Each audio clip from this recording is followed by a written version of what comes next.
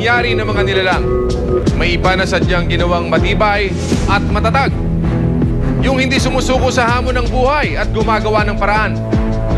Bentang-benta ang amazing story number 3.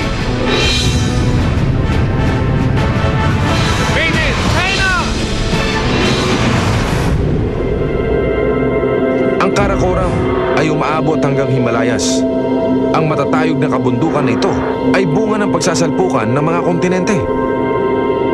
Sa nakaraang 50 million years, ang India ay sumalpok sa Tibet. Hanggang ngayon ay makikita pa rin ang kabundukang nagawa nito. Ang malalaking rock barrier na ito ay nakakaapekto sa klima ng India at Himalayas.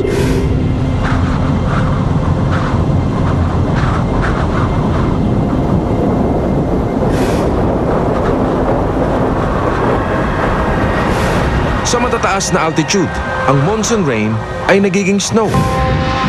Sa malayong dulo ng silangan ay makikita ang China.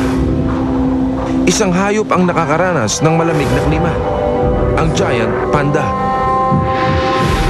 Karaniwan sa mga bear ay nag-hibernate sa ganitong panahon.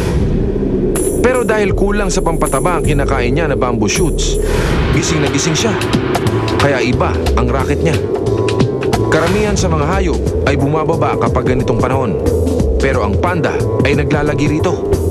Naririto ang kanilang mga pagkain na bamboo shoots na ang uri ay sa ganitong klima lamang tumutubo.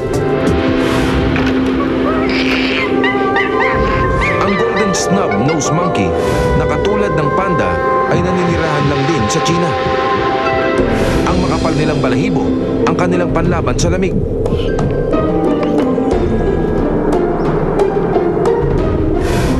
Pero iba pa rin ang init na ibinibigay ng kapwa mo. Kaya naman palagi silang naguumpukan. Ang balat ng kahoy ang kanilang pagkain.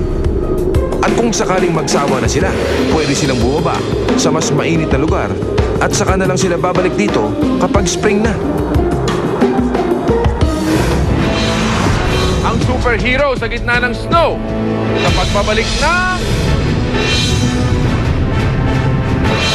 Pops! Amazing Story!